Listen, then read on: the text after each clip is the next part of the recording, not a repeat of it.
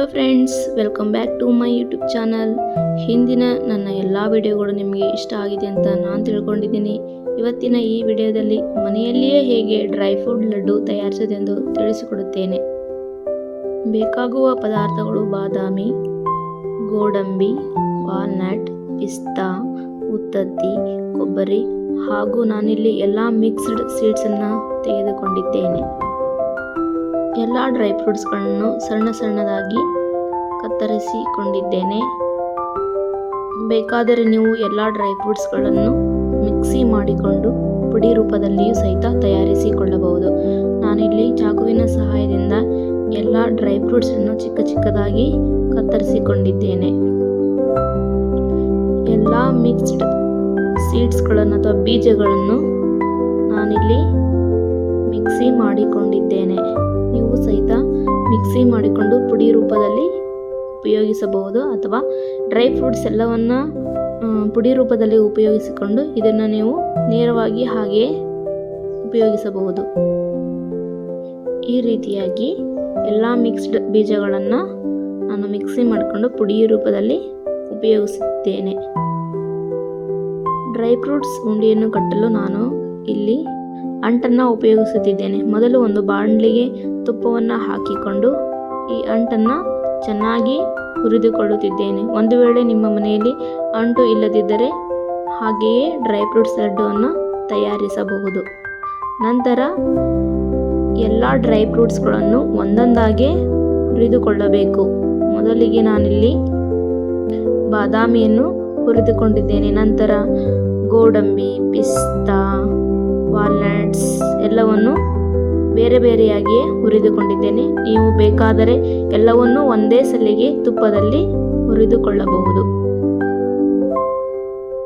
Dry fruits ಲಡ್ಡುಗಳು ಆರೋಗ್ಯಕ್ಕೆ ಹೆಚ್ಚು ಪ್ರಯೋಜನಕಾರಿ. ಇವು ದೇಹಕ್ಕೆ ಶಕ್ತಿಯನ್ನು ಒದಗಿಸುತ್ತವೆ ಹಾಗೂ ರೋಗ ನಿರೋಧಕ ಶಕ್ತಿಯನ್ನು ಹೆಚ್ಚಿಸುತ್ತವೆ ಮತ್ತು ದೇಹಕ್ಕೆ ಅಗತ್ಯವಾದ ಪೋಷಕಾಂಶಗಳನ್ನು ಒದಗಿಸುತ್ತವೆ. ದಿನಕ್ಕೆ ಒಂದೇ ಒಂದು ಡ್ರೈ ಫ್ರೂಟ್ಸ್ ಲಡ್ಡುವನ್ನು ತಿಂದರೆ ಸಾಕು. ಉತ್ತತ್ತಿಯನ್ನು ಸಣ್ಣದಾಗಿ ಕತ್ತರಿಸಿಕೊಂಡು ಈ ರೀತಿಯಾಗಿ ಮಿಕ್ಸಿ ಮಾಡಿಕೊಂಡಿದ್ದೇನೆ. ಅನಂತರ ತುಪ್ಪದಲ್ಲಿ ಕರಿದಂಥ ಎಲ್ಲ ಡ್ರೈ ಫ್ರೂಟ್ಸ್ಗಳನ್ನು ಅದಕ್ಕೆ ಸೇರಿಸುತ್ತಿದ್ದೇನೆ. ನಂತರ ಈ ಮಿಶ್ರಣಕ್ಕೆ ಕೊಬ್ಬರಿಯನ್ನು ಸೇರಿಸಿಕೊಳ್ಳುತ್ತಿದ್ದೇನೆ. ಹಾಗೆ ಅಂಟನ್ನು ಸಹಿತ ನಾನು ಈ ಒಂದು ಮಿಶ್ರಣಕ್ಕೆ ಹಾಕಿ ಎಲ್ಲವನ್ನು ಮಿಕ್ಸ್ ಮಾಡಿಕೊಳ್ಳುತ್ತಿದ್ದೇನೆ. ಈ ರೀತಿಯಾಗಿ ನೀವು ಎಲ್ಲ ಡ್ರೈ ಫ್ರೂಟ್ಸ್ ಅನ್ನು ಮಿಕ್ಸ್ ಮಾಡಿಕೊಳ್ಳಬೇಕು. ಡ್ರೈ ಫ್ರೂಟ್ಸ್ ಅನ್ನು ನೆನೆಸಿ ತಿನ್ನಲು ಇಷ್ಟಪಡದೇ ಇರುವಂತಹವರು ಸಹಿತ ಈ ರೀತಿಯಾಗಿ ಡ್ರೈ ಫ್ರೂಟ್ಸ್ ಉಂಡೆಯನ್ನು ಮಾಡಿಕೊಂಡು ತಿನ್ನಬಹುದು. ಕೇವಲ ಚಿಕ್ಕ ಮಕ್ಕಳಿಗೆ ಮಾತ್ರವಲ್ಲದೆ ಎಲ್ಲರೂ ಸಹಿತ ಈ ಒಂದು ಡ್ರೈ ಫ್ರೂಟ್ಸ್ ಉಂಡೆಯನ್ನು ತಿನ್ನಬಹುದು. ನಂತರ ನಾನಿಲ್ಲಿ ಬೆಲ್ಲವನ್ನು ತೆಗೆದುಕೊಂಡು ಬೆಲ್ಲಕ್ಕೆ 1 ಲೋಟ ನೀರನ್ನು ಹಾಕಿಕೊಂಡು ಕಾಯಿಸಲು ಇಟ್ಟುಕೊಂಡಿದ್ದೇನೆ.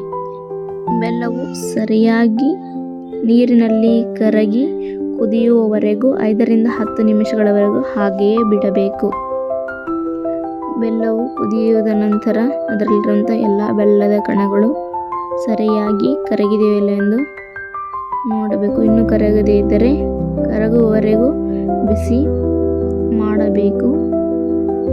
ಎಲ್ಲ ಬೆಲ್ಲದ ಕಣಗಳು ಕರಗಿದ ನಂತರ ಸ್ವಲ್ಪ ಸಮಯ ಕುದಿಯಲು ಬಿಡಬೇಕು.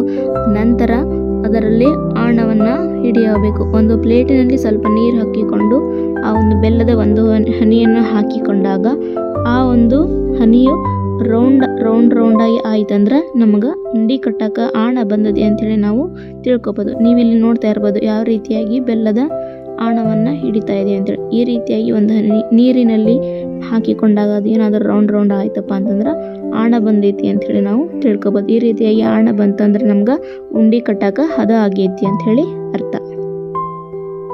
ಉಂಡೆ ಮಾಡಲು ಆಣವನ್ನು ಹಿಡಿದಾದ ಮೇಲೆ ಗ್ಯಾಸ್ ಸ್ಟವನ್ನು ಆಫ್ ಮಾಡಬೇಕು. ನಂತರ ಡ್ರೈ ಫ್ರೂಟ್ಸ್ ಎಲ್ಲವನ್ನು ಮಿಶ್ರಣ ಮಾಡಿರುವುದಕ್ಕೆ ನಮಗೆ ಬೇಕಾಗುವಷ್ಟು ಬೆಲ್ಲದ ಆಣವನ್ನು ಹಾಕಿಕೊಳ್ಳಬೇಕು. ನಂತರ ಸ್ವಲ್ಪನೇ ಬೆಲ್ಲದ ಆಣದೊಂದಿಗೆ ಮಿಶ್ರಣವನ್ನು ಮಿಕ್ಸ್ ಮಾಡುತ್ತಾ ಹೋಗಬೇಕು. ಸರಿಯಾಗಿ ಮಿಶ್ರಣ ಮಾಡಿಕೊಂಡ ಮೇಲೆ ಉಂಡೆ ಕಟ್ಟಲು ಶುರು ಮಾಡಬೇಕು. ಆಣವು ಬಿಸಿಯಾಗಿ ಇರ್ತದೆ, ಆವಾಗಲೇ ಒಂದು ಉಂಡೆಯನ್ನು ಕಟ್ಟಬೇಕು. ಬಿಸಿ ಇರುವಾಗಲೇ ಉಂಡೆಯನ್ನು ಕಟ್ಟಬೇಕು. ಇಲ್ಲವಾದರೆ ಬಿಸಿ ಆರಿದ ಮೇಲೆ ಬೆಲ್ಲದ ಪಾಕವು ಗಟ್ಟಿಯಾಗುವಂಥ ಸಾಧ್ಯತೆ ಇರುತ್ತದೆ. ಆ ರೀತಿ ಏನಾದರೂ ಆಯ್ತಂದ್ರೆ ನಮಗೆ ಉಂಡೆಯನ್ನು ಕಟ್ಟಕ್ಕೆ ಬರೋದಿಲ್ಲ. ಹಾಗಾಗಿ ಬಿಸಿ ಇರುವಾಗಲೇ ಉಂಡೆಯನ್ನು ಕಟ್ಟಬೇಕು. ಈ ರೀತಿಯಾಗಿ ಸರಿಯಾಗಿ ಚೆನ್ನಾಗಿ ಮಿಶ್ರಣವನ್ನು ಮಾಡಿಕೊಳ್ಬೇಕು. ಈ ರೀತಿ ಮಾಡಿಕೊಂಡ್ರೆ ಮಾತ್ರ ನಮ್ಗೆ ಉಂಡೆ ಕಟ್ಟಕ್ಕೆ ಹದ ಬರುತ್ತೆ. ಆ ನಂತರ ಮಿಶ್ರಣ ಮಾಡಿಕೊಂಡ ನಂತರ ಉಂಡೆ ಕಟ್ಟಲು ಶುರು ಮಾಡಬೇಕು. ಈ ರೀತಿಯಾಗಿ ನಾವು ಡ್ರೈ ಫ್ರೂಟ್ಸ್ ಉಂಡೆಯನ್ನು ಕಟ್ಟಲು ಪಾಕವನ್ನು ರೆಡಿ ಮಾಡ್ಕೊಳ್ಬಹುದು. ಡ್ರೈ ಫ್ರೂಟ್ಸ್ ಉಂಡೆಗಳು ಒಂದು ರೀತಿಯಾದಂಥ ಪೋಷಕಾಂಶಗಳ ಭಂಡಾರ ಇದ್ದಂಗೆ. ಇದರಲ್ಲಿ ಎಲ್ಲ ರೀತಿಯಾದಂಥ ಖನಿಜಾಂಶಗಳು, ವಿಟಮಿನ್ಗಳು, ಪೋಷಕಾಂಶಗಳು ದೊರೆತವು. ಕೇವಲ ರೋಗ ನಿರೋಧಕ ಶಕ್ತಿಯನ್ನಷ್ಟೇ ಇದು ಹೆಚ್ಚಿಸುವುದಿಲ್ಲ, ನಮ್ಮ ದೇಹವನ್ನು ಏನು ಮಾಡ್ತಂದ್ರೆ ಬಲಯುತಗೊಳಿಸುತ್ತದೆ. ದೇಹದ ಆರೋಗ್ಯಕ್ಕೆ ಒಳ್ಳೆಯದು. ನಮ್ಮ ಹೃದಯವನ್ನು ಶುದ್ಧವಾಗಿಡುತ್ತದೆ. ಹೃದಯದ ಆರೋಗ್ಯಕ್ಕೆ ಸಹಿತ ತುಂಬ ಒಳ್ಳೆಯದು. ನಮ್ಮ ಚರ್ಮವು ಯಾವಾಗಲೂ ಹೊಳಪಿನಿಂದ ಕೂಡಿರುವಂತೆ ಮಾಡುತ್ತದೆ. ಚರ್ಮದ ಆರೋಗ್ಯಕ್ಕೂ ಸಹಿತ ಒಳ್ಳೆಯದು. ನೋಡಿದ್ರಲ್ಲ ಸ್ನೇಹಿತರೆ, ಈ ರೀತಿಯಾಗಿ ಮನೆಯಲ್ಲಿಯೇ ಡ್ರೈ ಫ್ರೂಟ್ಸ್ ಲಡ್ಡುವನ್ನು ತಯಾರಿಸಬಹುದು. ನೀವು ಸಹಿತ ಈ ರೀತಿಯಾಗಿ ಮನೆಯಲ್ಲೇ ಡ್ರೈ ಫ್ರೂಟ್ಸ್ ಲಡ್ಡುವನ್ನು ಮಾಡಿಕೊಂಡು ತಿನ್ನಿ. ನನ್ನ ಈ ವಿಡಿಯೋ ನಿಮಗೆ ಇಷ್ಟ ಆಗಿದರೆ ಲೈಕ್ ಮಾಡಿ ಮತ್ತು ಸಬ್ಸ್ಕ್ರೈಬ್ ಮಾಡಿ. ಎಲ್ಲರಿಗೂ ಧನ್ಯವಾದಗಳು.